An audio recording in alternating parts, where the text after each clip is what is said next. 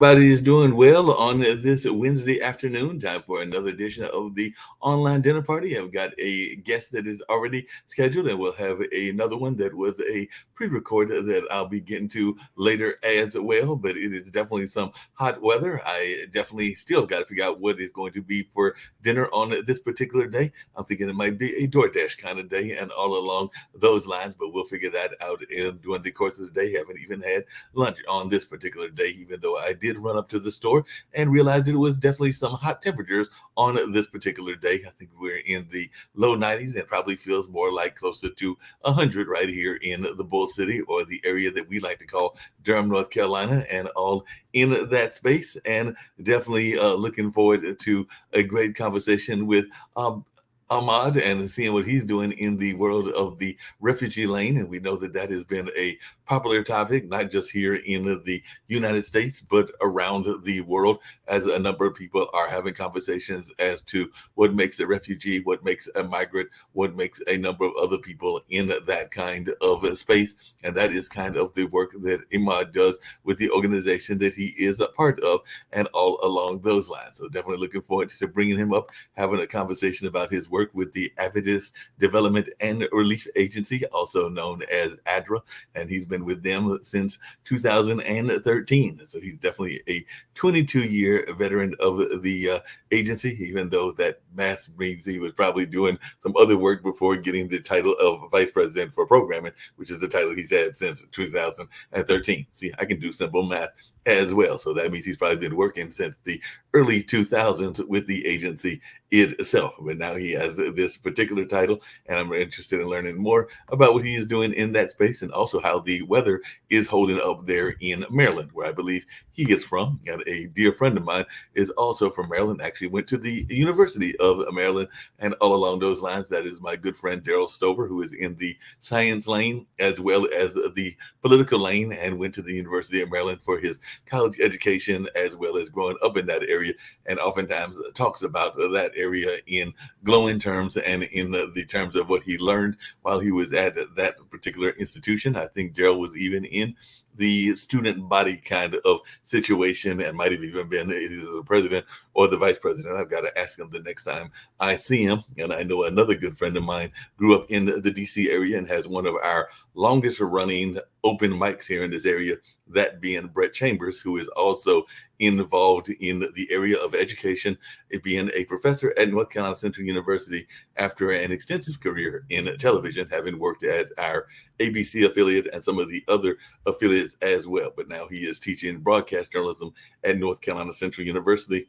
while also doing some stuff in the entertainment field as a musician. So he is oftentimes multi-talented as well. So I'm going to find out if Ahmad is also multi-talented also, and how the weather is holding up there in the Maryland area and all along those lines. So definitely, I'm glad that you were able to join us. I know we've been having conversations with some of your people around podcast guests and some of the other services to just learn more about this amazing humanitarian work that you are doing. And I am definitely a big fan of the humanitarian lifestyle and the humanitarian work. We know that it is a major issue throughout the world, and Pod TV is a worldwide network. So I know a lot of times people are concerned when they see all of the things that are going that are displacing a lot of communities. I know that we even have a show here that deals with the Ukrainian Russian conflict, and we know that there are refugees that have been coming out of even that conflict, and some of them have gone back to the nations where they were from, whether that be the African nations or the Asian nations, and some of them are still trying to survive in that war-torn country, and that has been going on for 2 years. So, Ahmad, I was just wondering, how did you get involved in this whole humanitarian field? I know when I was in college, was a member, and this was back in the early 80s, of Amnesty International. I had friends of mine that worked for Peace Corps, and I had even at one point contemplated it, because I definitely would like to do more world travel than I have actually done, having only been to maybe two of the other countries other than the United States. As a infant, I went to Turkey when Dad was stationed in the Air Force, and I think Mom grabbed me at like around 3 months old or 4 months old, and stayed there till I was roughly three or so. And then about 3 or 4 years ago. I went with a friend on a cruise, and we got to go to the British Virgin Islands, the Grand Turks, and maybe one or two other islands that are considered not necessarily part of the greater United States. So outside of that, I haven't done enough world travel, and I need to do better with that. But that's just a bucket list wish of my own. Mhm. How have you even get involved in the humanitarian work? Well, let's start with what you started with. So I did go to the University of Maryland, both the College Park, the Hmm. undergraduates, and the college. The back then we used to be called University College, which is the adult evening school. So Right. I am a TERP graduate, love the campus. Came to Maryland in 1989 from Jordan, and my undergraduate actually was in biochemistry. But Okay. when I finished my biochemistry, I was working on campus on the University of Maryland, and I finished my international management finance. And that was when biotechnology was beginning to become more a commercialized, industry. Trying to mix both my interest and my kind of my degree that my parents wanted me to do. But then I found my passion when I said I want to help others, both from my kind of my religion as an Adventist, and also just wanted to be there. I love history. I love travel. Be careful what you wish for. You might end up traveling more than you you need. So I said, let me find this within our church system, the Seventh Day Adventist community. There is this agency that does relief and humanitarian work. Um, I'd like to join. So a couple of times I came and I applied, and then in between, as I was finishing my master's, there was an entry position. This is in 1999 to 2000. So your math was correct. Mhm. Um, and I joined. And then, because I'm from Jordan, I speak Arabic. There was an opportunity for me to go overseas to the country of Yemen to serve ADRA there as a finance director. So that's how kind of my career is started to build up within ADRA. And That's since then, you can see from my track record, I've been in ADRA in different functions, both in programs and compliance and finance. Yeah, it sounds like you've been doing a lot of work and some amazing work in that field and everything. I was just wondering, as a person that came from a country where I'm thinking Seventh Day Adventist, whereas not is a majority Mm. religion. Definitely, I know a little bit about Jordan and the history around the Middle East. So I was just wondering how kind of reaction you got when you told folks that you were going to be joining the Adventist religion. I know that one of our co-panelists here on the Mm. network is got family members that are Muslim. I think he is actually Mm. more in the Christian faith and all in that space, but definitely they agree to disagree, I guess, on some religious issues, but they are still, best I can tell, a loving family and all in that space. I was just wondering your own reaction and what drew you into the Adventist faith. So in Jordan is in the Middle East, you religion is more by you kind of inherit it by tribe or by tradition. So Right. my family is an Arabic, Arab family, but we kept the Christian tradition, Christian religion over the years, shifting between different denomination. Mostly, you'll find a lot of Roman Catholics, Eastern Orthodox. I'm the second generation, so there was no conversion, but a change of a denomination. So my dad was the first Adventist, my mom was the second Adventist, and basically I was born into it. Jordan is very unique. There's a lot of coexistence. The king and the royal family really facilitate the coexistence of people. Religion is important as part of the fabric of society. It's a part of the culture, but over the years, it's been a country where coexistence of many religions. So I've been blessed with that. So it was easy. Let's put it this way. No, it sounds like it would be very easy and everything. I kind of alluded to it earlier in the beginning and all, but I was just wondering, there are so many conversations around the migrant population, and Mhm. sometimes people get confused as to what makes a refugee, what makes a migrant, what makes a displaced person. And I Okay. know that even here in the United States, there have been conversations around the migrant population coming from places like Mexico and some of the Mhm. Latin American countries. And of course, there have been some narration and narrative about whether one group gets treated better than another. And I kind of alluded to it when I was talking about what happened in Ukraine, and I guess still is happening in Ukraine as Mhm. well. But I was just wondering your take on that. One, how you differentiate in your work the differences, and do you think that it is a fair criticism that some people make that certain groups are treated differently when they are coming into certain societies, whether that be that in Europe or in America or even Mm. in some of the African nations.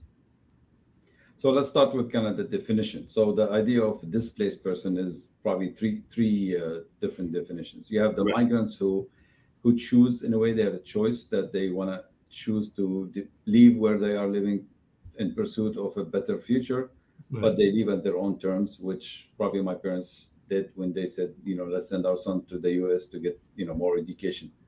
Um, there's also the refugees, which is people who are actually forced to leave. Hmm. Ukraine was, either because there's danger, imminent danger coming, or they just, the politically they have to leave, or there's conflict that they're on the not the wrong side, but the side that really needs to be out of danger. So, we see it in a couple of countries where they're really forced, and then you have people who are internally displaced. Right. um, Maybe it's people who move within the same geographic country, Hmm. but because of internal conflict, they're still within the same country, but they move from one town to another. Yes, there is this criticism perception that some are treated, with more, that we welcome more people if they're from a certain gender. And I don't want to get into the politics, but it's there. I think and reading the history, there's always been this, will the immigrants, migrants, refugees come and take over my job? They take over my, our jobs? Will they bring? Are they? What's their history? We don't know their history. It's coming to facilitating the integration process in any society. I think is going to be critical, both for the newcomers, for the guests, but also for the host communities, the ones that are opening their doors and their homes for for these communities. I mean, the U.S. is known for its welcoming and hospitality, and sometimes you're like, really, we hear about it, but when we have immigrants, we don't see it. There's a lot of perception, and I think the role of all of us is to work together and kind of say, okay, what is the misconception? What are you afraid of as a host community? I mean, these immigrants are also they're afraid. I mean, there's a language barrier, there's a cultural barrier, there's an education barrier, especially with the kids and women. They're just taking them from their security comfort zone to a new land. They don't know the future. So the anxiety, a lot of anxiety on both sides, I think, creates this kind of perception that it's our role to discuss, open the space, safe space for them to discuss and work together through a win-win solution. No, I definitely agree with you. You got to find those commonalities and those things Mm. to actually make a common goal and a common solution, and all along those lines. Now, I know a lot of your work has been dealing with the faith-based way of dealing with these issues, and I was just wondering, how are you able to navigate that when there are working with groups that may not be as strongly faith-based? So, how are you able to deal with some of these very sensitive issues when some of the allied groups may not be as faith based? Because I'm thinking that some of the work that even you do with your organization, there are times that you are working with groups that are not as strongly faith based as yours is. I think the first thing, as a humanitarian, we don't faith is need to be parked a little bit until we deal with the life-saving mechanism. So the first thing is we make sure that the human needs, right? The person is protected, has the food, water, shelter. This not about faith at that stage. You're taking care of the person, the needs of the person. So you don't discriminate what in any way. You just open your doors, and the value or the added value of faith-based organization, Christian, Muslim, whatever it is you already have it. You're part of the fabric of the society that's already there. You already have the physical buildings. You have the acceptance. The community knows you. You speak. You have the access and acceptance in the community. So you want to use that as a leverage to say, look, this is why we encourage you to open your doors and open these facilities as community centers when needed. In Ukraine, in the countries around Ukraine, some of the churches became shelters.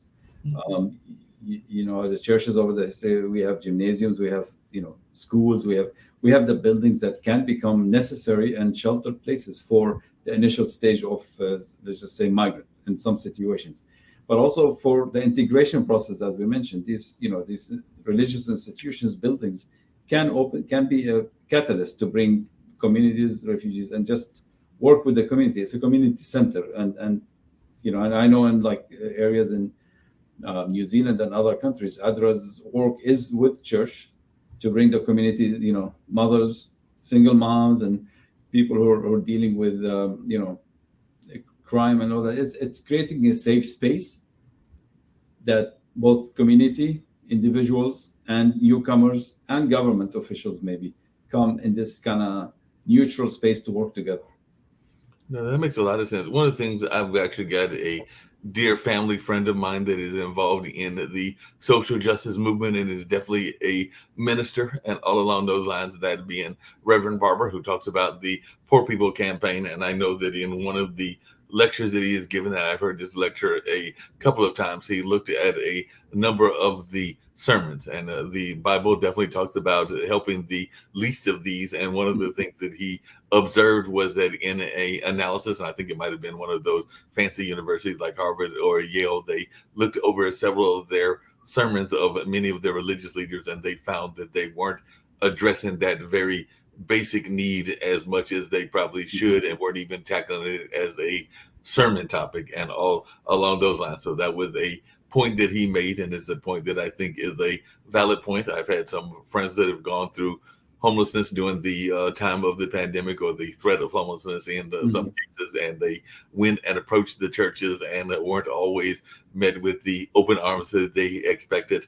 And I can tell you that right now in this heat, if I was to go outside later on this evening, and definitely when it was winter and definitely the cold, I would oftentimes find people that were laying down looking for warmth, and they were oftentimes doing it on the steps of the church, and were wishing that the church would open its doors. I'm not saying that they always have to do it, and they don't always have the manpower to do it, and definitely that is a issue that exists as well. But I just wanted your take on that, because that is a complaint that I've heard. And like I said, I definitely heard Reverend Barber bring up the fact that it's one thing to talk about it, it's another thing to do it. And it sounds like your organization is doing a lot of the actual groundwork. So that is to be commended. But do you think that enough of our folks in the religious lanes are doing that enough, in your opinion? We can always do more. And as you mentioned, it's about the resources. I mean, it's resources and ability to accommodate. You open, because there is a risk of not meeting the expectations. So you open the doors, but if you can't address, then becomes more there's a reputation risk you want to also protect. But I think what COVID or the pandemic showed us, when access was denied, when it was not accessible, when the church, I can't go to church anymore, then the church had to be relevant, had to reach out to communities. It's not just about the building. I think the church and the mosque, or the religious institution, is about the people, the members of that belief, or the leaders and the elders, and each called the hierarchy in a different terms, but how they became relevant to the community, how they reach out to the community. They may have opened the space for shelter. I know some of the churches here, they have they opened during Thanksgiving, for example, to some homeless, and they offer nice, it's short term, but at least it's a comfort for sleeping, and provide meals, soup kitchens and hot meals. But how can we do it continuously? And it's resources, and it's not a lack of, it's both manpowers, and sometimes just simple as cash, small donations. Everything costs money. Even if you want to do good, it's not going to be free. So I think it's how, as a community, both the officials and the church members, or the members of any religion congregation, come together and help each other. No, I definitely can agree with that and everything. We oftentimes hear the term, scientists will use the term, even entertainers and others will use the term as well. And I sometimes think that it is a term that we use but don't always understand the meaning of it. And I have my ideas of what I think it means. But to you, what does it mean to be a humanitarian, and what is how you would define humanitarianism? Because definitely I think that it is one of those terms that is thrown out there by a lot of folks, and always isn't always used in the right context. I think in the case of your organization, y'all are using it in the right context, but I'm sometimes wondering if people don't use it as a buzzword, because sometimes people can definitely use terms that are buzzwords. So I'd love to hear your thoughts around what humanitarianism means to you. Okay, I am influenced by my religion values. So there is that kind of making my religion, my values tangible to people who may not know my religion.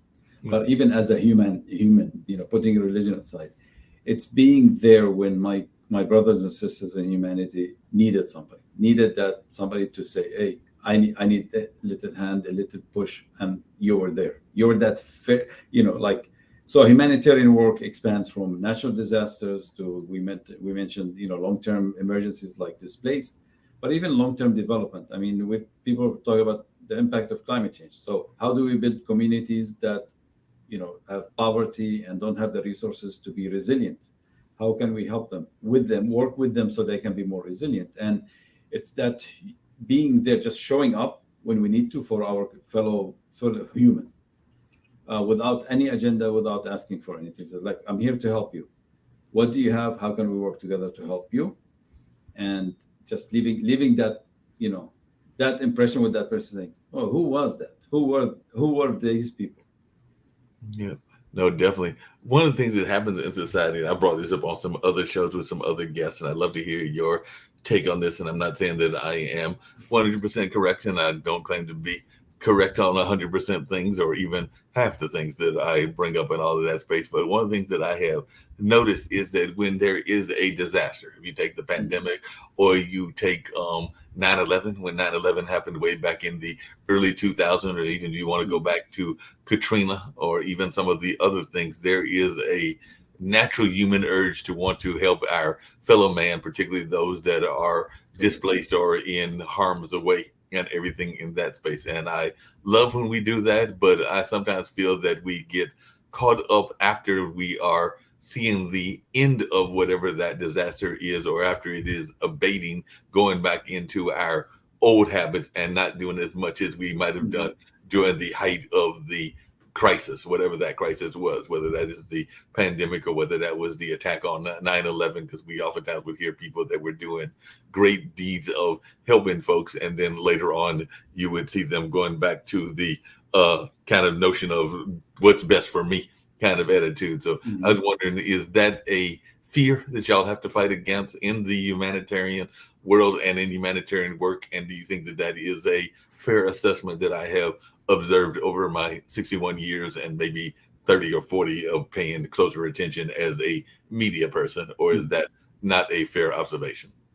It's fair and you're correct, but let's unpack it because it's not simple. It's not as simple as just what you present. And I think it is when there's a natural disaster. So a hurricane in the Philippines, for example, a Right. few years ago, there's an impulse.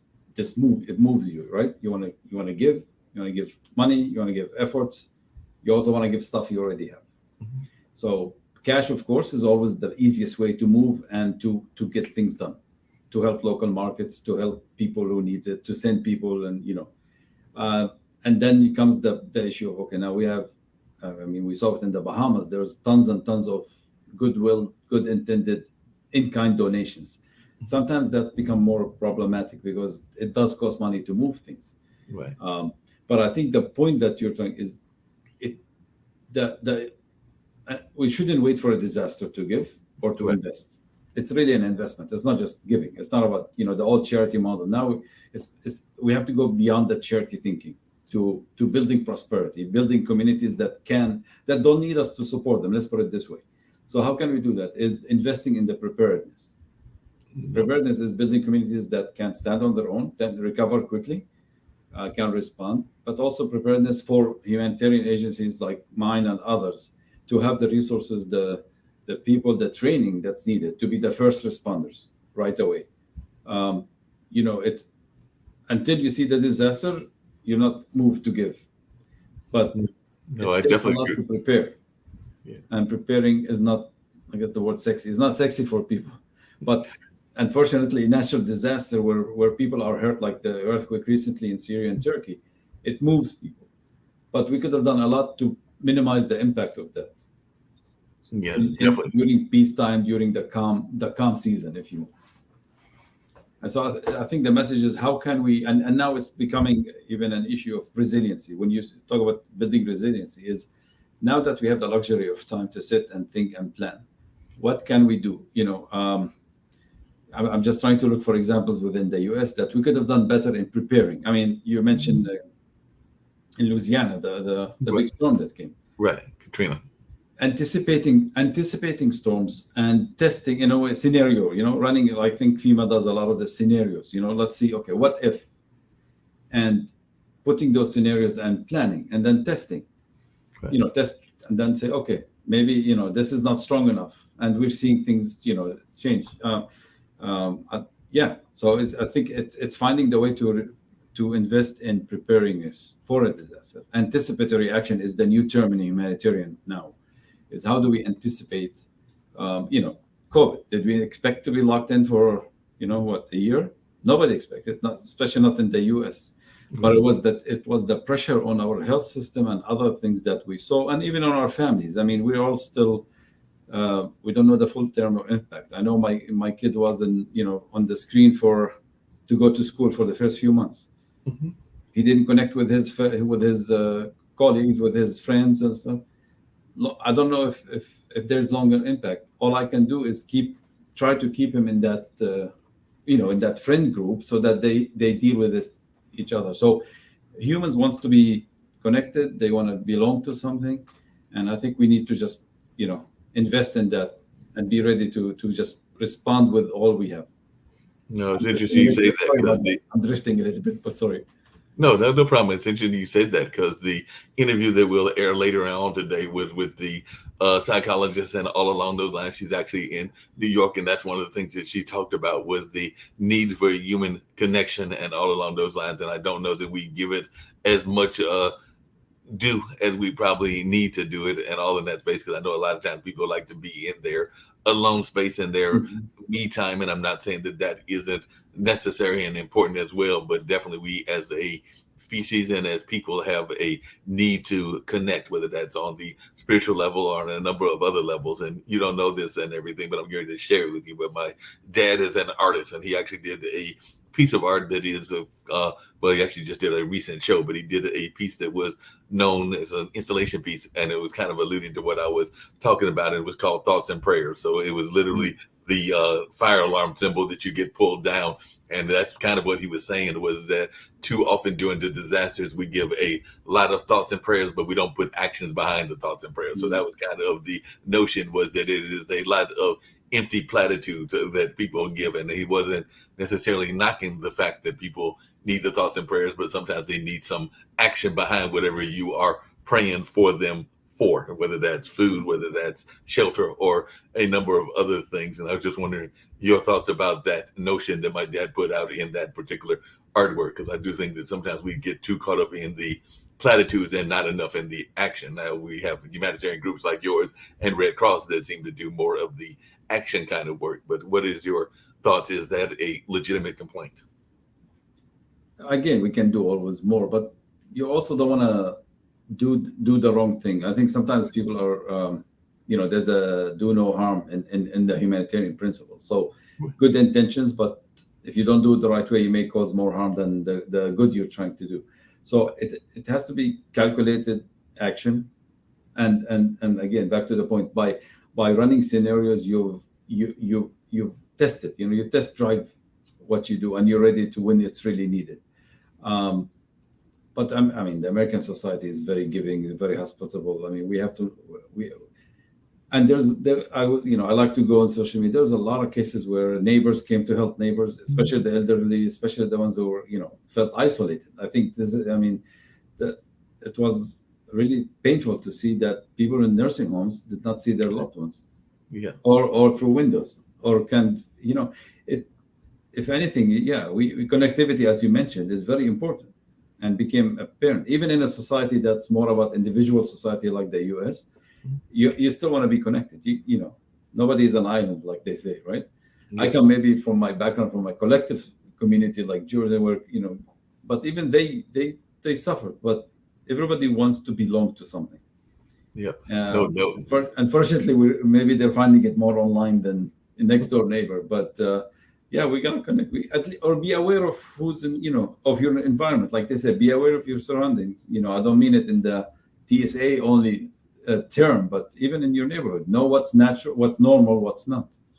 Yep. No, and I've actually seen that with my brother's group. My brother actually belongs to a couple of different groups, fantasy football, and a couple of other things as well. But one of them is the Polaris Slingshot Club, and all of that. And I think he's the co-president or something along those lines. But and definitely they have done some fundraisers and have used that uh, collective group to bring some Mm, awareness. And it's kind of like what you're talking about, even at the beginning of the pandemic, some 3 years ago, and everything, when his girlfriend's daughter was graduating from high school. And like you said, she did not have the traditional graduation. So mm, they literally did like a drive by celebration mhm, in order for her to have some sense of that graduation spirit and all along those lines. And then recently, actually earlier this year, he was having some folks that are involved in his life that are dealing with MS. So they did a whole fundraiser around MS and all in that kind of space. But that is, like you said, an affinity group that is helping use their commonality to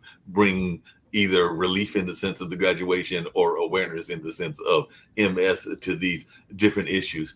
Hey, Ahmad, one of the things that I saw recently, and I'd love to hear your thoughts about this as one that is from Jordan and everything. And this was years ago. I think it was actually my dad that brought me and my brother when we were much younger over, and it was a famous anchor. I can't remember what it was. Peter Jennings. I'm pretty sure it wasn't Walter Cronkite. It might have been either Peter Jennings or Ted Koppel or one of those. And they were looking at the religions of the world, and they found that the religions of the world had more in common than they do differences. That a lot of them were mhm, about respecting their parents, respecting the climate, and a lot of the other things that are more common than we like to mhm, admit, and all of that. And that too often the extremes on both sides, whether it's the right side of religion or the left side of religion, are the ones that get the notice because they are doing extreme things and all in that space. But if we look at humanity and the billions of people in the world, we probably have more in common with each other, even if we have different religious viewpoints. So, as mhm. one that came from a country that I know has a rich Muslim tradition, but also has some Christians and other religions there as well, do you think that that was a fair observation that that particular anchor made when he was doing that particular piece? And I want to say that was almost 15, 20 years ago that I saw that particular news report, but it really resonated with me because even if you read the great books, whether that's the Quran or the Bible or Torah or a number of the other ones, there are a lot more in common than there are separations. But I was just wondering your take on that. No, I agree. I think all but the, whatever, despite what religion you are, it's back to human relationships, and religion is a relationship. So it's a relation between you and your God, and I leave that open, between you and your family and your community, you and the environment. As a Christian, you're steward. The environment is a creation, and you're a steward. Part of my duty is to take care of it. It's a God creation. Others may frame it or may look at it differently, but it is about relationship, and we're all.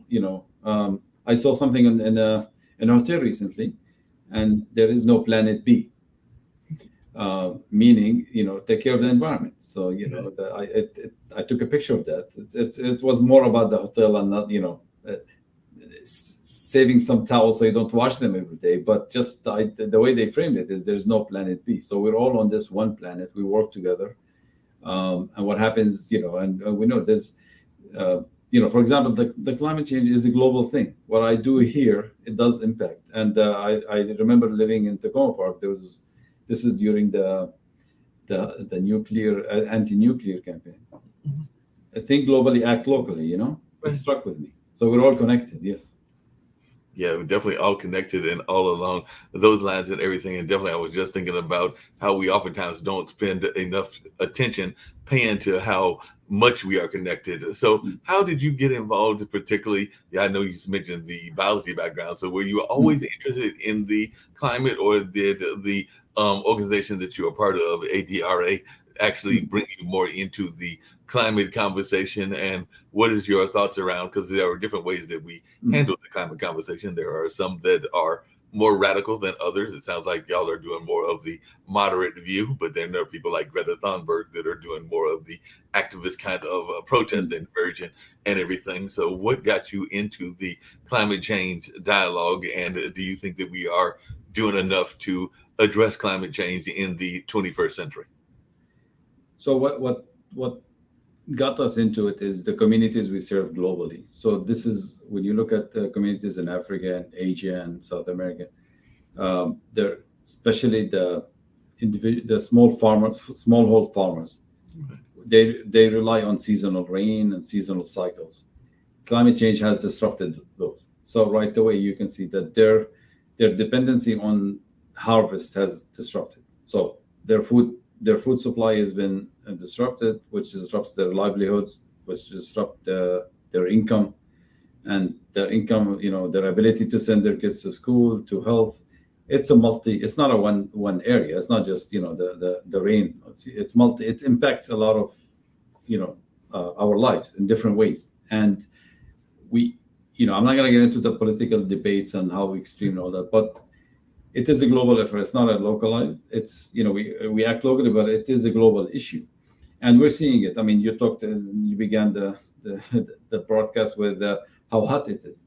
Yes.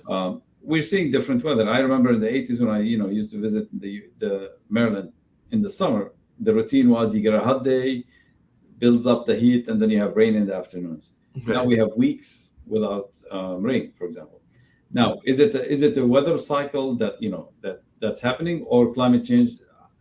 Time will tell us, but we have to. Science is science, and it is telling us there's some things happening, and we're seeing some effect. The positive thing is if what, for example, locally, when we were the first 2 years of the pandemic, we were staying home more. The environment itself, or the nature, began to recover itself, as I'm sure you heard. So the nature has its way. God's creation has a way of recovering, if you give it the space and the time. So the nature is resilient and can recover, and I think we've seen some positive in some areas because of our reduction of our activities. But I guess time is not on our hand when it comes to environment. So let's do more. And let's celebrate and build on what's been happening. But for the farmers that's impacted, that's depending on the little that he can get from his farm, and if it doesn't get the rain for 1-2 seasons, it's a life issue. It's a life or death situation. So that's what motivated me to get into it personally and to be passionate about it, and globally, to work with these how it impacts them at the global level. It's interesting you said that. I was actually talking to a longtime friend and a coworker at one of my other jobs that I am involved with, and we were actually just talking about that because we were actually talking about how maybe in some ways, and I felt that to some degree even during the pandemic when we were inside, but that some of this backlash, for lack of a better term, that the animals are giving us may be their reaction to some of the things that we had done to them. Because this friend of mine was mentioning how in the area that she is now living at, and another area that she was working at, it used to be very much of a wooded area, and then we wonder why the bears and other things are ravaging through our groceries and through our garbage cans, when we might have displaced them while they were in hibernation, and we might have built some things up during the time that they were not involved in. And even during the pandemic, we saw a lot of the animals, and there were definitely many cases that were reported in media that came more into the mainstream of our society because we weren't out as much as we used to be. So it's a give and take with Mother Nature and all in that space. And I was just wondering if you had observed any of that either in your home country of Jordan or even there in Maryland, and if you had any thoughts about that, because we do have these whole conversations about the sharks that are coming out and the orca whales and other things during this particular time that we are living in. And I didn't know if you had any thoughts around some of the animals' reactions to what is going on. I mean, animals want food and they want to survive, so they will take, they will adapt to whatever environment. So yes. Now I'm not I don't have the credibility to say if this is I cannot disagree or agree with you, but I know what I saw is, yes, the bears. I know, like in Montgomery County here, we had some sightings of bears very close to communities. Now, yes, they're seeking food. That means their inhabitants, what they're used to, is not there anymore. Right. So there's that view. So yeah, I mean, it's worth observing because nature is a balanced system.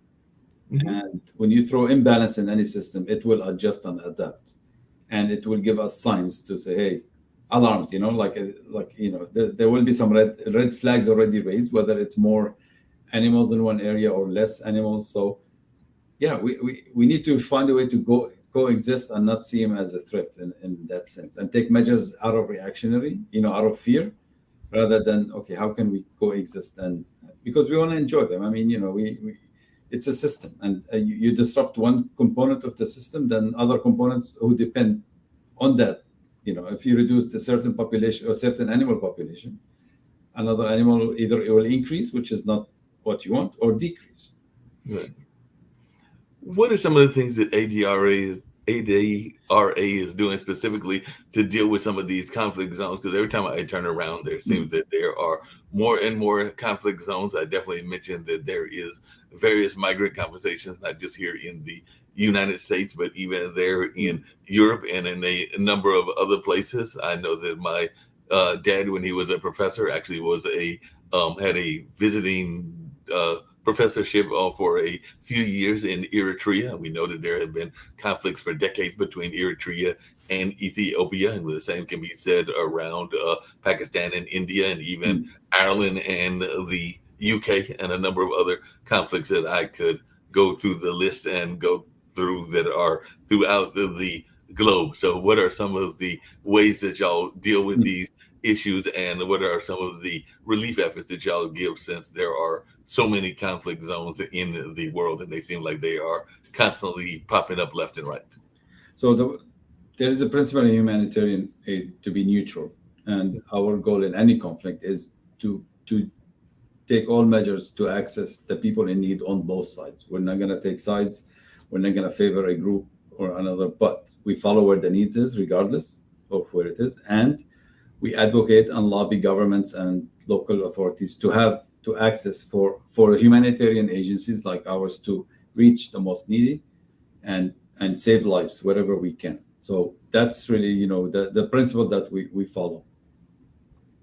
Yeah, that makes a lot of sense. How do you deal with? But one of the complaints with humanitarian aid is just what you said earlier, which is that everybody wants the aid to get to the right hands and to get to the folks that are most in need. But whether it is the Red Cross, and I imagine even with your own organizations, there have been people that have hoarded the gains that were there for whatever group that they are feeling needs it more or that has the rights to it more. And I don't think that that is a Mm. fair way to handle it, but I do know that that does exist. So, what are some of the ways that you try to make sure that that doesn't happen? Because you can send all the water and the food Mm. to these places, and if they are not getting to the people, then I don't know that it is doing as effective a job as we would like. And I know that you can't get you're trying to stay neutral, and I definitely respect that. But how do you maneuver that conversation so that it actually gets to the parties that it needs to get to? We invest a lot in the beginning of building the relationship with as many parties as we can, Right. and just explaining to them that we're not here to take any sides. Now, we're not going to control everything, and we're not going to reach everybody. Unfortunately, that's not going to be the case. But we need to demonstrate that when we build this relationship, we're true to our word, and it's a win-win situation for everybody. As in, you're denying access to your own families, to your, of humanitarian aid. So this is your people. So it's that relation, the investment in building the relationships, and the being genuine and compassionate in the beginning, and a lots of, for faith organization, lots of prayer.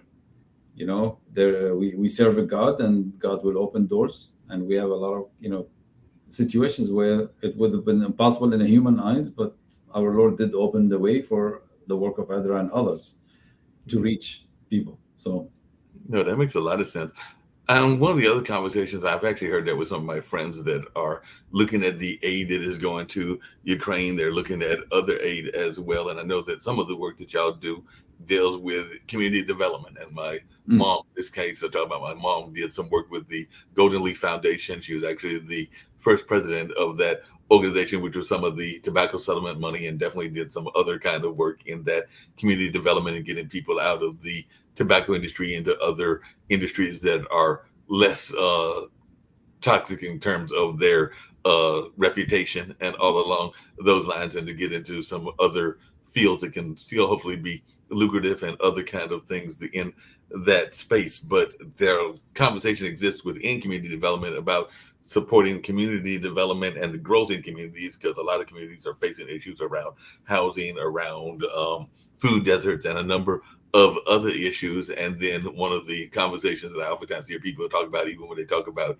Ukraine and some of the other world conflicts, is given too much to the world issue and not enough to the local issue. And I know that part of your work is in the local, because y'all do some work with community development as well. So how do you do that balancing act? Because that is something that I hear from a lot of my activist friends. And I think of you now as a new friend, and definitely think of the humanitarian work as being an important work and all along those lines. But how do you balance the need locally versus the need statewide and the need on an international level? And when you say locally, you mean within the U.S., right? Within the U.S. or the Okay. the various communities, yes. So in general, the we're all connected again in a different way. So if we don't address the core issue of what makes people move back to the migration and the displaced and conflict, so how do we remove the underlying reasons that there's conflicts and migration, is to address issues of poverty, hunger, livelihood, income, and stability and peace, and the feeling of safety and security. So we that's why our work internationally is very important, because if we don't address it at the source of the issue, it become a bigger problem. And I know a lot of the you know the fear of, if we don't address the climate change issues, it will impact the food resources around the world and becomes an immigrant issue. Now, it's nothing against immigration, but there is ways to prevent it. I mean, nobody wants to leave home if they can stay home. Right. So it's you act globally, because if you don't take care of it now, it might become a global problem, or it might become a problem here. And there's the national security, there's the democracy, there's the trade. We're the world is not isolated. We're all connected. Yeah. So it's building global community that just become a good partners in different ways. No, that makes a lot of sense and everything. I was just wondering, because in talking to friends of mine, and I have a buddy of mine that is originally from Peru and all Okay. in that space. Do you sometimes think that we don't get enough credence to some of the old school ways? Because even some of the irrigation that is out there, I'm thinking that some of those old style irrigation systems that the Aztecs and the Mayans created might be just as effective as some of the modern technological versions, and all in that space. But I was just wondering your thoughts. I mean, you are definitely from the Middle East, and there are Mm. still folks to this day that are trying to figure out how the pyramids were built and all along those lines. And I don't think that anybody has come up with a definitive answer and all in that space. But do you think that we sometimes don't give enough credit or credence to some of the old school ways that might still be effective, even in irrigation and in terms of farming and a number of other things? I know some farmers, even locally, that still depend on their farmer's almanac in order to determine when they will grow, what they will grow, and all along those lines. But I was just wondering your thoughts around that, and if that is something that maybe we don't give enough credence to, is the older styles and the older ways that might still be effective. True. I think the development side of the humanitarian world is now relooking at the way we design programs. So it's more involving the communities, the local communities, in as early as we can, not just to learn from, not just for them to know what we're doing, but also to learn from them. How did they adapt to the Right. crisis? How can we scale up some? So it could be a matter of just scaling up what they already do. The idea of a cookie cutter model that we just cut and paste is not going to work anymore. Um, they're investing the time in the design and the understanding and the ability to refine and implement as you learn more information. Like it's a feed, it's a loop. Knowledge management. You learn, you adapt, and you adjust. So it's true. There's a lot to learn, and understand why they couldn't scale it up. Maybe it was what's the barrier from making a good methodology or a good approach that would work locally into a global scale. You know, No. um, sometimes it's scaling. It's more about scaling up something that was identified and worked, but there was something that prevented it from becoming, a scalable methodology or adopted as the best practice. So it's learning. It's not just, again, it's moving from charity to prosperity, involving the ones who you want to help in the process rather than just here's my idea of how you can do help, because not everything is gonna work everywhere. There's local context. You understand the local context, the local culture. There's a behavior change that we want to introduce, takes time, and there's a learning that we learn from the communities, and that learning is enriches us to learn and to maybe implement somewhere else. Um, Yeah. there's no more top down method, top down kind of methodology anymore. Yeah, I definitely agree with you on that. A lot of times we hear people talking about international development and the success of the international community and the need to do things globally. You actually mentioned that a couple of times and everything. But what is success to you in terms of international development and in terms of international growth? Because different people have different definitions of what that means to them. But what does it mean to be successful in terms of international development from your perspective? International development success should be when there's a day when people tell us we don't need you anymore, when the need for international development is no longer needed. And I think this is for example, the US aid.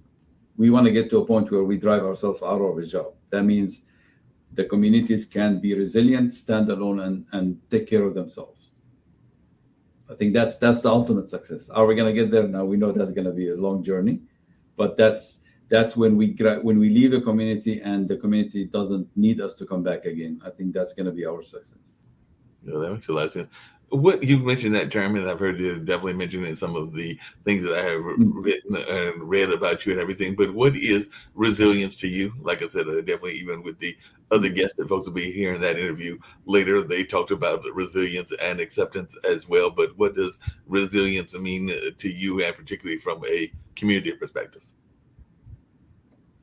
The resilience mean you're going to face shock, whether it's weather, conflict, and you'll be able to reduce the time you recover. Basically, you can stand up on your own. You can recover you can recover your family, restore your livelihood, restore your community, and go back to what you consider normal, because it's subjective. I'm not going to decide for you what's normal for you, but it's that sense of security and safety that only the individual can reach, and it's getting back to that sense very quickly.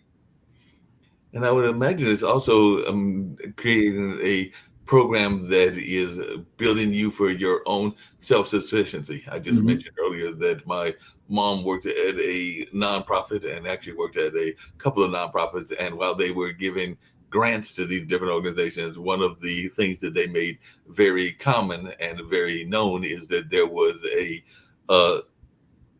scaling away is what they were hoping. So they gave you a grant. The hope was that in 5 to 10 years, you would be able to run your own program that would be self-sufficient. And I Hmm. imagine that that's kind of what y'all do as well. But if I am incorrect, please let me know. But I'm imagining that you would, while y'all may be doing aid and other logistic things to help these folks in their humanitarian needs. Your hope is that, as you just said earlier, that you would work yourself out of a job and that they would be at a point of being more self-sufficient. So even if you're giving them money or other kinds of aid, eventually they will be able to do the work for themselves. Is that a correct belief system based on what I have learned from my own mom Yes, and all in that space of what she has done?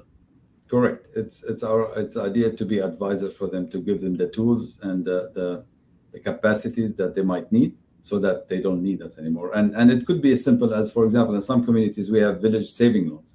Mm-hmm. So small groups come and they pool their little income together, and they give loans, and they generate this kind of running escrow account for the community, and they decide where they want to do it. So it's give them also the choice to decide. So you have resources and then deciding how to use it. So they decide we need a road, and people coming from outside, oh, you need more trees. No, no, no. We need the road because that's access to market. That reduces the burden for our women to go access to water. So it's listening to them, but also working with them for them by what do you need, what tools do you need, and like we said earlier, finding the resources, the capacities, and the strength they have, and building with them on it. One of the other things that I know that the podcast guest had mentioned and everything, I'd love to hear your thoughts about this, is there's this notion of integrated programming versus standalone programming. And Mm. it sounds like you are thinking that the integrated programming, and that might be kind of what we've been alluding to, are better than the standalone programs. But I was just wondering the reason behind that and what is the disadvantage of the standalone programs and what makes integrated programming better. Integrated program is always better because it addresses not just the immediate need, but the it's a system, right? It's an ecosystem. So you want to address the health, for example, you want to address the issues of health. So you bring the hospital closer to the patient. But if the hospital doesn't have a clean water, you haven't helped any. If the people in the community doesn't have good nutrition, you have not helped them. So it's an ecosystem. You look at integrating it, and that's why. So standalone, you dig deep into one area, but there's auxiliary or some support systems for each intervention that needs to be addressed also. And if you don't address it, then you may be investing too much resources in one area, but at the end it may fail because you have not invested in the supporting systems around it. So a system approach is the way, which is part of the integrated, because it goes to are the right policies there, is the right mindset, the community acceptance of this idea is technically, is the food secure, is the food clean, is it accessible, is the health system, does it have the right water, does it have the right caliber of so it's an ecosystem. Yep. Now, that makes a lot of sense. Now, I went to a Jesuit university when I went to school in Milwaukee back in the early 80s, went to Marquette and all in that space, and definitely have enjoyed the liberal arts education that I got from that particular university. I sometimes joke that I might as well have had two minors because at that particular university, because it was a Jesuit university, you were required to have about 21 hours in philosophy and theology in addition to whatever your minor was. In my case, it was poli sci, and your major, which in my case was journalism. But like I said, 21 hours in philosophy and theology, you might as well consider that a minor as well. But one of the things I was curious about is that there are Catholic relief organizations, just like there are Adventist relief organizations. And I do know that there is sometimes a fear that exists with people with the aid that are being received, that they are going to be preached at by these organizations and that they are going to want you to necessarily convert to whatever the organization is coming at, whether that is the Catholic Relief, whether that is the Adventists. There are other groups, even some Muslim groups that have different relief organizations as well. So when you hear that conversation, and I'm sure that you hear that conversation where people are like, if I get the money from the Adventist organization, do I have to join the Adventist church and everything? What is your response? Because I'm sure that as you are traveling the world, that there are times that people are feeling that there has to be a commitment to the Mhm. money and to the relief. And I don't think that that is the case with you, just like I don't think it's the case with the Catholic relief. But I do know that people have their stereotypes and their fears and everything. So I was just wondering if that is a fear that you have run across, and how do you address said fear? Yeah, I mean it's there. We hear it a lot, but again, we follow international standard of neutrality, and we cannot be giving aid with conditions. Right. That's what we follow. There's a person and a time for religion, for that part. Our goal is to address the immediate needs of life savings without bias. There will be some people who might see it as an opportunity, but I think overall, their religious institution we're in the community. I think this is important. So we are gonna be there as faith. So a person, whether they want to, it's a personal choice, and I'm like, we can't condition aid to joining religion, but we can't stop a person if they're motivated by the one we do. So all I can do is preach, but use words only when needed. So I am, I am motivated by my values and my religion to help others. That's how I practice my personal values and religion. If a person asks me personally, "Hey, who are you from?" I mean, right here, I mentioned it, but that's not in any way a condition for me to help Yeah, definitely. I didn't get that impression, but like I said, I'm just curious because I do know people have had that conversation you. and all along those lines and everything. How important do you think it is for, and I kind of alluded to at the beginning, and I have my own personal belief systems and my personal thoughts about that, but how important do you think it is for us as humans to look at the entirety of our journey and our health and everything? Because I personally think that we need to look at both our mental, physical, emotional and spiritual health, but as one that is a faith-based leader, even in the humanitarian field, how important do you think it is for us to look at all four aspects of our existence? And there might be a fifth existence, but I think that that is the core four in my mind and everything. But I just wonder how important that is that in your own life, and do you think it should be in the human journey? It's very important. I mean, I get, I feel I get rewarded when I help others, Right. and I think this is important. Um, yeah, maybe I'm a little bit not, think straight about it, but I think and just if you ever want to feel rewarded, help somebody. Right. Just take that, good, small good deed, and you may not have seen the return on that good deed right away. And in leadership, they say you may not see the influence you've done on somebody right away. It's not an instant gratification. It could be a nice word or a compliment that you've given somebody. You hear stories of, oh, you remember a teacher from high school? Yeah, I remember this one teacher. Oh, he believed in me. He told me something, and 20 years later, that student will come back and thanks the teacher, and the teacher was just doing his natural way of reacting. His nature of as a teacher, you gotta have that, compassionate to students. But that small act of kindness went a long way to motivate somebody, and I hope we our work does that. That gives that little, a seed for something good would that person will see their fruit in the future. No, definitely. I think that the work that you're doing is amazing work, and it's the kind of work that more people need to be doing on a regular basis and everything along those lines. There were some people that were thinking about that. You earlier mentioned the act globally kind of notion and everything, think locally. And I do remember that there were some folks of different faiths, different belief systems, and different everything else that would oftentimes be talking about acts of kindness and trying to do those acts of kindness on a regular basis. Do you think those initiatives are good initiatives, and do you wish that you saw more of that in society? Because I sometimes think that even if it's, given the struggling homeless person a quarter and or a dime, if you can help them get something to eat, and all along those lines, make sure that they're not doing it for nefarious reasons and all in that space, that is a good thing to do. Or even helping some of our, we talked about the wildlife, but even some of our pets and other things that are out there that might be suffering, even some that might be suffering in this heat, and you see them out and you decide to give them a glass of water. That can be a wonderful thing that that particular Mhm. cat or dog might enjoy at that particular moment. Maybe their owner was busy and did not realize that the dog was a little bit parched or all along those lines. But I was just wondering, do you think that we are seeing enough of those simple acts of kindness, whether it is to an individual or to other uh, living the beings and all in that space? I just wondered your thoughts of these, because I remember there were a number of these kind of kindness campaigns that were launched in the last Mm. 3 to 4 years. I think whenever you have the opportunity and whenever your gut feeling says it is safe to do so, Mhm.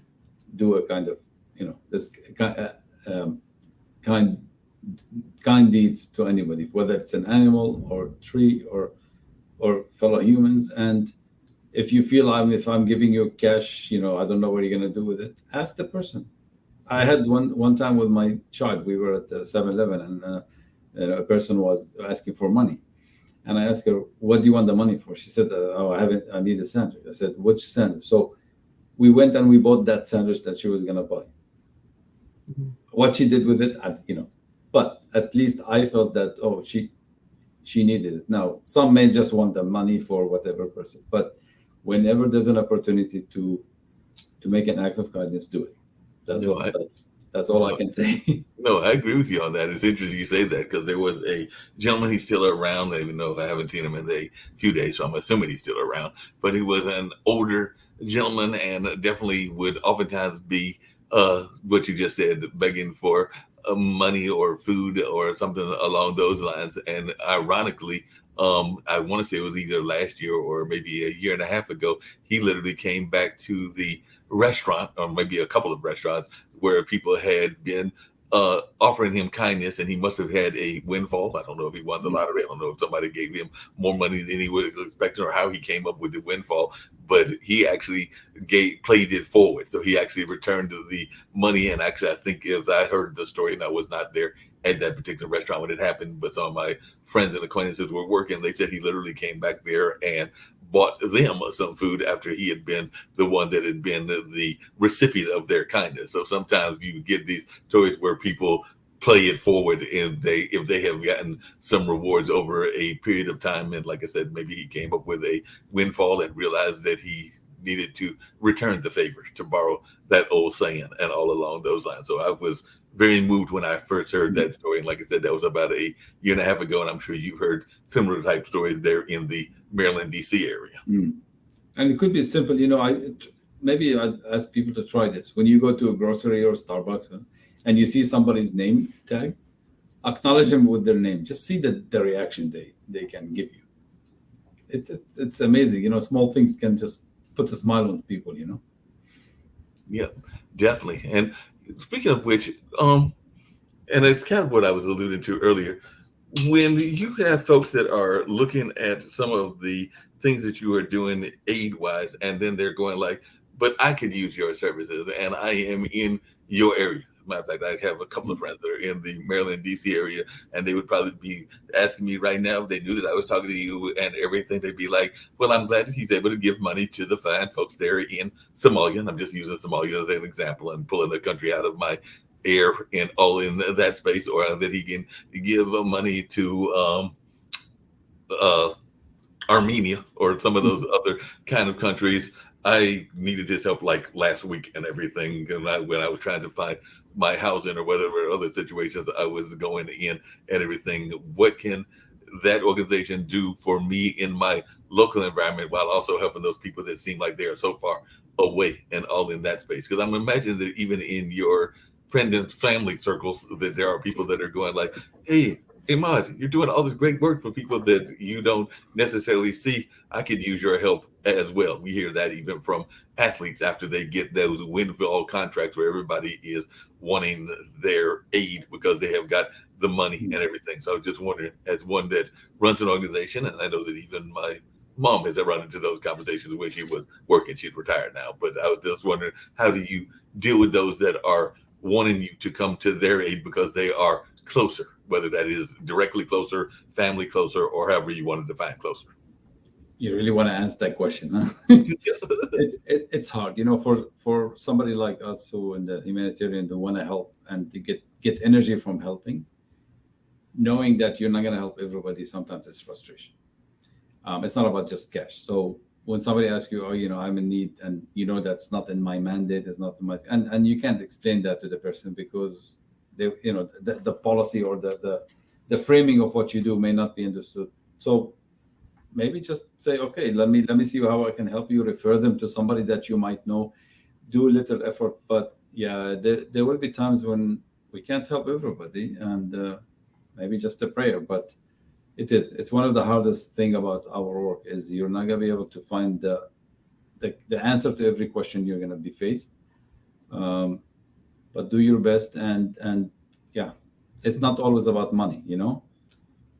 Yep, that's very true. It's not I don't always know. about I may money. have to learn. I may have to ask your mom and learn from her. I think she's survived this very well. Looks like Yeah, she it's definitely a does hard some question. amazing work, and And definitely she is open to having conversations with other people. I've even had friends of mine that have still stayed in the field even after she has yeah, retired, and even one time a ex went to go visit her, and actually after getting permission from me, like she really needed permission, but she said, "Do you mind if I go talk to your mom and get some Mm. advice as I go into this work now that she is retired?" And I was like, "Hey, what happened to us is what happened to us, and I don't have anything to do with that. Go feel perfectly free to go have that conversation." And they had a very rich conversation, and I think she learned a lot from mom during that particular time, because that's just the nature of our family and everything. But we're going to wind down very It's an shortly.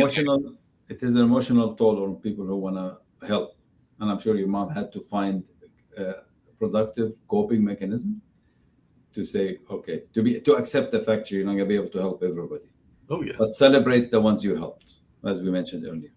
Yeah, definitely that and everything. Get ready to wind down. I have thoroughly enjoyed this conversation. I hope that we can have more of these kind of conversations. But there are a couple of things that I do with everybody as we get ready to wind down. And one of them is just a question of stereotypes. And all along those lines, the other is a more lighter question. But definitely, people are from all over the world. So like I said, one of my coworkers in terms of Pod TV is from Australia. There's another one that pops in every once in a while that is from Bangladesh and works in Bangladesh and all in that space. And there are others from other parts of the globe. But I'm all about people learning things that are uh, that they might not expect. So, what do you think is the biggest stereotype that people have about Jordan? We do know that Jordan is a monarchy and is part of the Middle East. But what is one of the biggest misconceptions that you think people have about your homeland in terms of their heritage and everything about the Jordan that you wish was less prevalent than it actually is, and all along those lines? I think the biggest thing is people probably don't understand the whole conflicts and the history of that region. Um, without being specific, there's the whole Palestinian-Israeli conflict. There's a religious conflict. That region is history, um, and just just the lack of people spending time to understand that history, and just listening to quick media reports. Um, and nobody's perfect, but I think just understanding the just appreciating the history that created that diversity that's in that region. Yeah. No, I And get what you're saying yeah, in regards that's to that. bottom line. Yeah, I hear what you're saying in regards to that, because one of the biggest activists in terms of the civil rights movement, and some people may like his viewpoint, some people may have thought that they were too radical in the terms of the 60s, when I was nothing but a mere child and everything, was the gentleman Malcolm X. And Malcolm X definitely talked about how when he went to Mecca for the first time that he had to change some of his narrative, and it was shortly thereafter that he was assassinated. But part of that narrative was that he was some very negative stereotypes that existed about certain parts of the American society. And then when he went to Mecca as part of his kind of journey, as part of his Muslim conversion, and all in that space, he realized that there were some people that looked very much like the people that he was criticizing that were of the same faith. So he had to kind of reassess his narrative at that particular time. And I think that that is mentioned in one of his books and everything. And I'm sure that there are even in your own family folks of various denominations, various Mm. differences, and y'all probably get together even at times for dinner and just agree to disagree or not bring the topic up, Mhm. as you've done a couple of times in this particular conversation, and all along those lines. But I'm thinking sometimes it is just good to have that respect of boundaries. Correct. And I appreciate, I think, also in the US, the freedom you have to do that. But I think that's very important. no, I definitely agree with you, that freedom to respect the differences and the freedom to enjoy that, and all along those lines. One of the things I get all my guests to do is, if you want to share any of the things that we haven't got to about how the organization can be contacted, how you can be contacted, how folks can continue the dialogue with you. And like I said, I definitely hope that you'll appear back on some of the other online dinner parties when we have multiple guests, as well as on the World Edition. And as I alluded to a couple of times, one of the things that this whole network, but it's kind of like my own personal mission. We all have our personal missions. Is with so much negativity going on around the world, I am all about positivity and hope. So any message of positivity and hope that you want to share with our global network and our global audience, I am sure that they would love to hear it, and I definitely would love to hear it as well, because I don't think that we have enough of those kinds of conversations in the world because we're too busy with the differences and not enough with the Mhm. commonality and all in that space. So if you want to share how you can be reached, as well as any message of positivity and hope that you would like to share, and I do hope that you will make a return trip, and I hope that you have not minded the questions that I've asked it on this particular trip as well. No problem. Thank you very much for this opportunity. So you can reach and learn more about what we do at www.adra.org. There's a lot of information. My positive is we have came out of the pandemic. We should feel blessed. Let's take time to reflect on where our mental state of mind was in March 2020 and where we are now, and reflect on the journey that this put us through and just the blessings that we feel. Yes, we're not out of it. We, as we talked earlier, and maybe your future speakers will talk about maybe some things to be aware of that we coming out of this. But we survived. We survived strong. America is strong. American public and people are the most generous. In my kind of work. Our government, the U.S. government, is also one of the generous in terms of foreign aid. It's small part of the national budget, but sometimes gets scrutinized. But the American values are very important for our work. So just wanted to thank everybody, all our donors and private, and just do that little act of kindness if you can, and see how far you can go. No, I appreciate that. Definitely have enjoyed the conversation with you and everything. I was looking earlier, and I know I said that was the last question, but there is a map in your background and everything. Yes. You mentioned Jordan, you've mentioned some of the other places that you have done work at. What is on Imad's bucket list of some place that he has not visited that he hopes to visit, that is on his bucket list, whether that is for humanitarian reasons or maybe it's just that you want to go see the Northern Lights or something? But what is on your bucket list of some place that you So have not countries gone I would yet? choose to go to if my job doesn't send me to, is what you're Right. saying. Yes. So Morocco is one. Um, yeah, Morocco is one. I've been privileged to travel a lot. I think I'd like to do a lot of road trip within the U.S.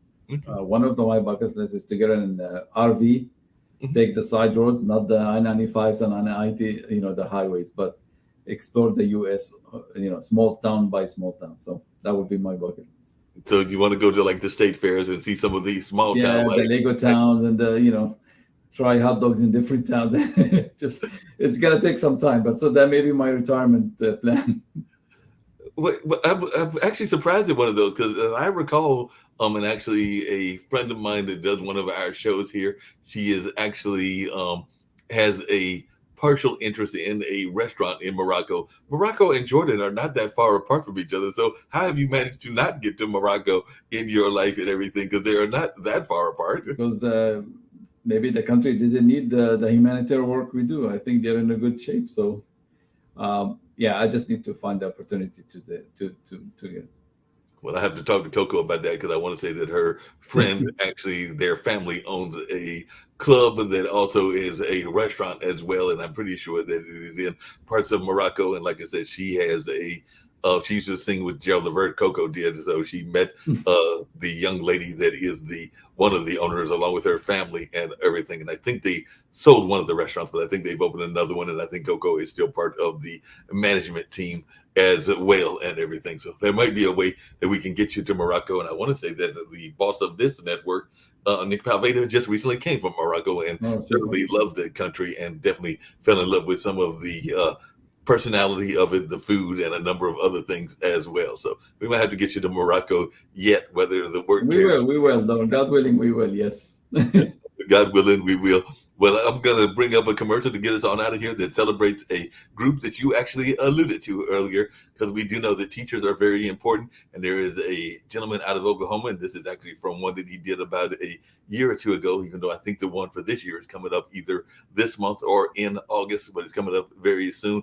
But he celebrates the teachers as well as the unsung people from education, be that the janitors, the cafeteria workers, or a number of the others that exist that don't get enough celebration. And we even saw that to some degree during the pandemic. And you kind of alluded to that earlier as well, when you're talking about your own son and what he has gone through, and who knows the consequences of what he has gone through as well. And we'll only know that through the course of time. But I think you'll enjoy this commercial and maybe one or two others, and then we'll get ready to get on out of here. But this is about the awards that the gentleman put together out of Oklahoma. And like I said, I do hope to get you back on the World Edition or one of our other shows as well. But check out this particular commercial, then we'll get ready to get out of here very shortly. I won't fold, I won't drop until we on top. Only going non-stop. I won't fold, I won't drop until we on top. Only going non-stop. I want to thank everyone for coming to the 2020 TAF Awards. This was a show like no other, people. This is the Grammys for dignitaries, educators, and support staff around the state of Oklahoma and worldwide. We cannot do this without the support of the people. So we thank you, I thank you, for being such a dedicated supporter to this movement for the Teachers Appreciation Foundation. I thank you. It's non-stop. I won't fold, I won't drop until we on top. Only going non-stop. It's time for Bible or Babble. Gather round for your new favorite show. If you little work, show 'em what you know.